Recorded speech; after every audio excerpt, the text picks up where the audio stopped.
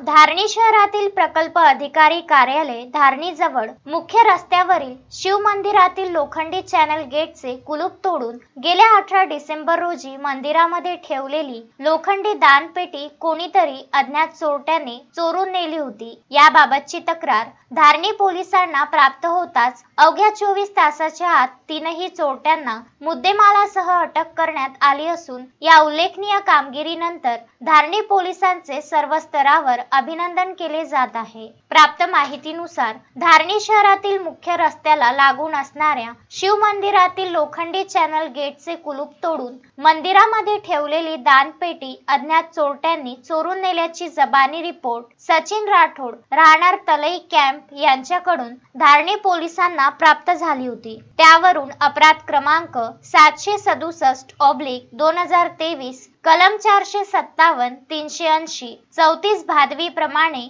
गुन्हा दाखल करून तपास सुरू करण्यात आला होता। धारणीचे वरिष्ठ पोलीस निरीक्षक अशोक जाधव यांच्या मार्गदर्शनाखाली कार्यवाही पथक पोलीस उपनिरीक्षक रीना सदर, पोलीस कॉन्स्टेबल वसंत चव्हाण, नितीन बहुरसिया व सुहास डहाके यांच्या चमूने अवघ्या काही तासांमध्येच चोरी प्रकरणातील आरोपींना मुद्देमालासह अटक करून उल्लेखनीय कामगिरी बजावली आहे।